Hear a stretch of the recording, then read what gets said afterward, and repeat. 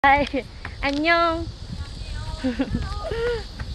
Oh, you know how to speak English? Ayan, concentrate tayo.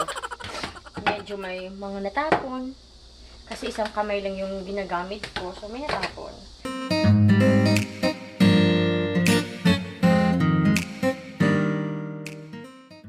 Annyeong Singgidol! Good morning! Pupunta ako ngayon sa bahay ng biyenan ko kasi kahapon bumili siya ng sibuyas. Marami yun, sobrang dami, pero sobrang mura lang, 9,900 won. Mga around 400 pesos. Yun. Eh, binigyan niya ako guys na isang plastic. Itinabi ko yon banda sa may pintuan niya ng bahay nila. Kasi parang may ginagawa pa si Mr. Dax. Eh nung umuwi na kami, nakalimutan kong bitbitin. Kaya ngayon, pupuntahan ko. Ngayon ay mga 10 AM pa lang. Medyo malamig pa yung hangin. Pero mamaya sobrang iinit na.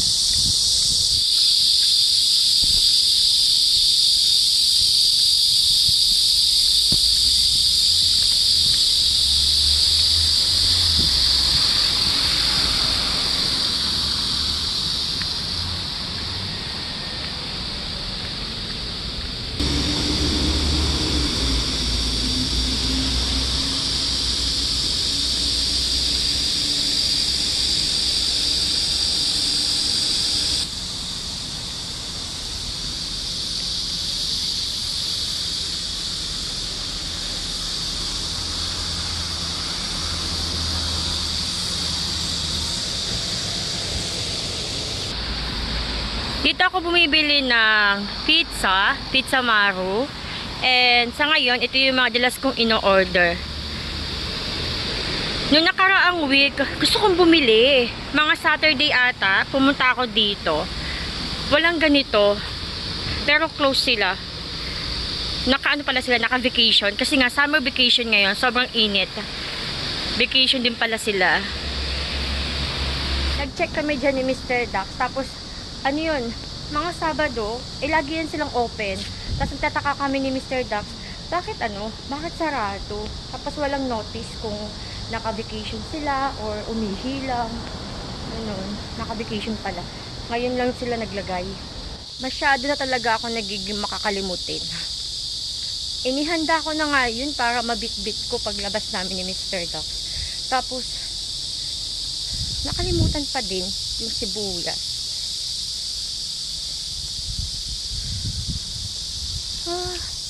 Pag ganito na may mga puno-puno, ang lamig ng hangin. Pero pag nandoon ka na sa walang puno, open space, ang init, grabe. Yung sikat ng araw talaga, napakainit. Ay, ang bike ko, pwede siyang kunin. Ang ganda. Kung pwede lang ipadala sa Pilipinas. So, cute.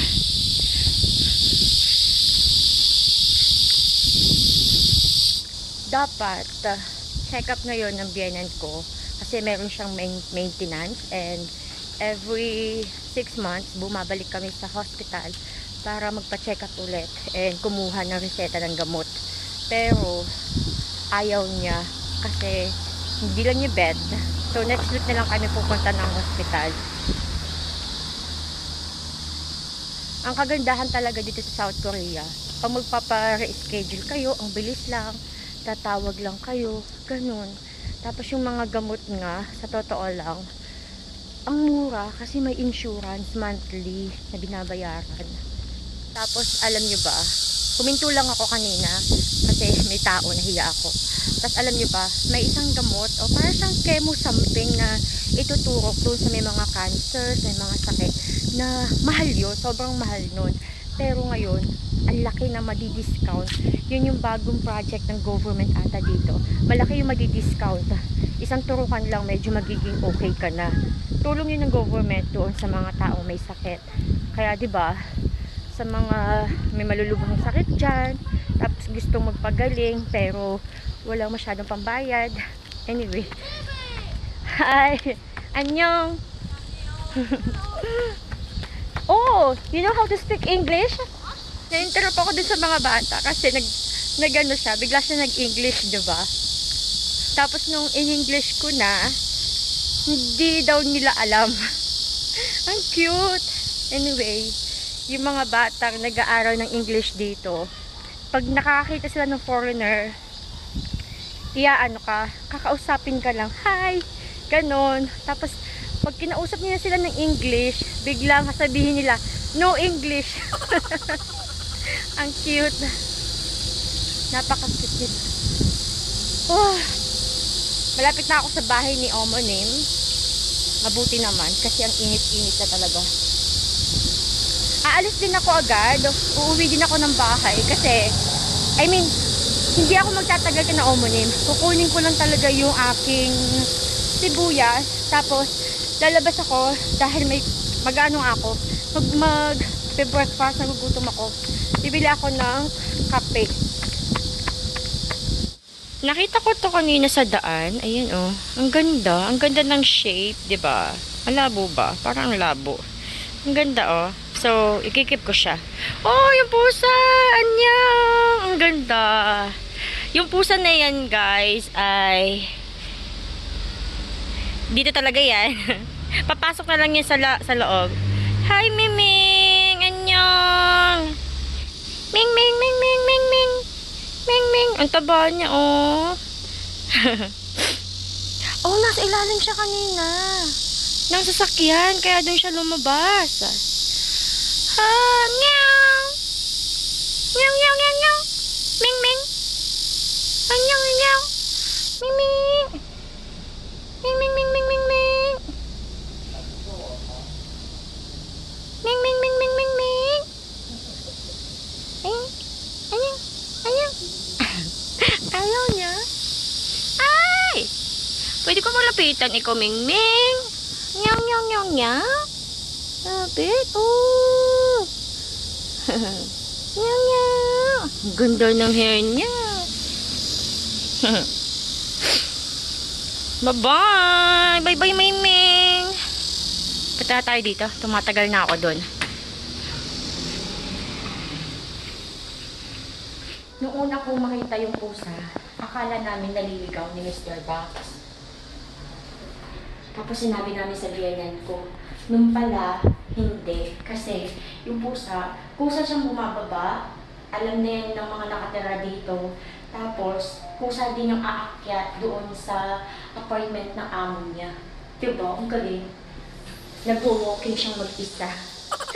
Kasi karamihan ng pusa dito sa South Korea, lalo na yung ako apartment, sa loob lang sila ng bahay. Pero yun, lumalabas. Dala ko na yung sibuyas ko. Ayaw nga ipadala ni Omonim. Kasi medyo mabigat daw, tapos maglalakad lang ako, and mainit. Saka ko na daw kunin pag kasama ko asawa ko, tapos may sasakyan. Ayaw niya kasi yung yung ganyan, yung parang ang bigat nung dala mo, tapos maglalakad. Gusto niya talagang hindi ka mahirapan. Eto, nahirapan ako. Anyway, exercise din to, diba?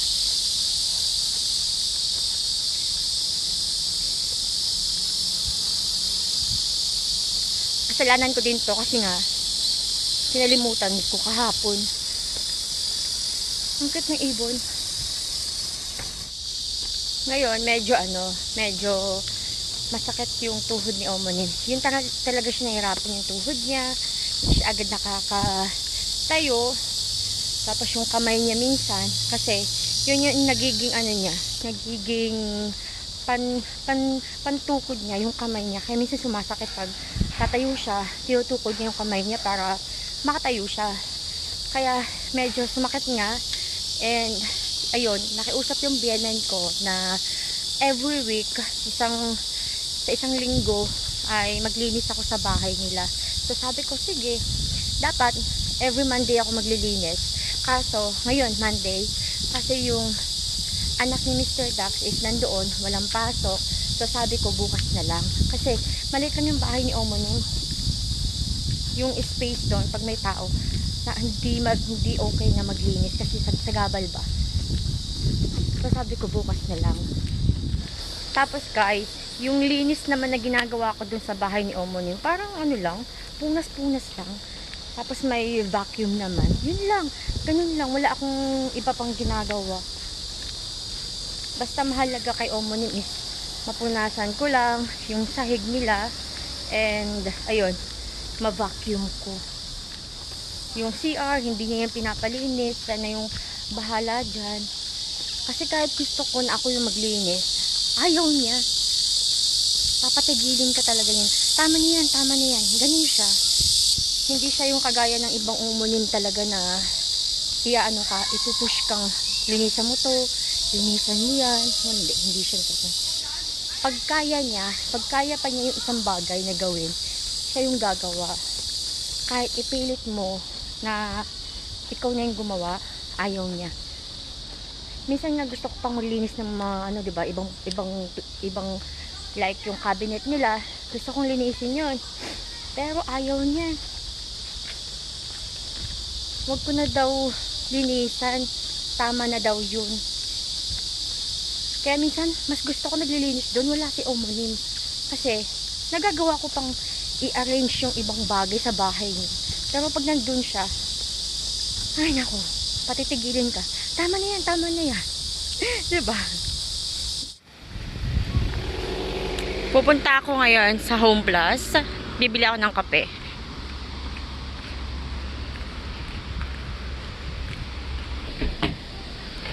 Bibili na lang ako ng patcholmi. Patcholmi. Ito. Yan, masarap yan siya, patcholmi. Ang in-order ko, ito siya. Ayan. Masarap to siya. May rice cake. Ayan, rice cake yung nasa ibabaw. And red bean.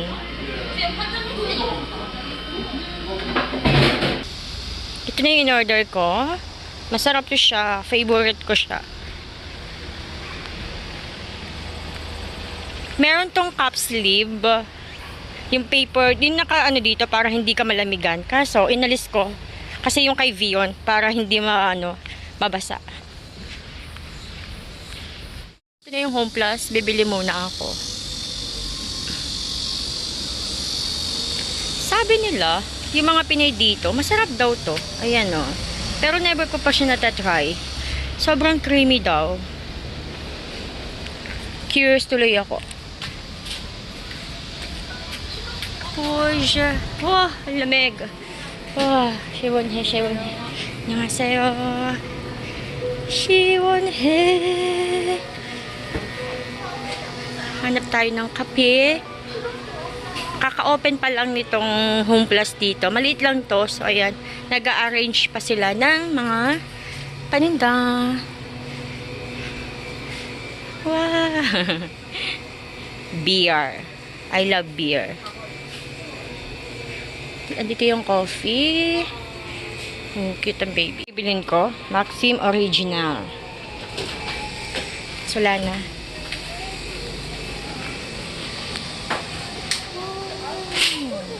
Nandito na ako sa bahay. Ito yung binili ko, diba? Tapos, ililipat ko na lang siya dito. Kasi mas mahal yung nakagarapon. Kahit mainit, magkakape pa din ako. You know, coffee is life. Every morning talaga.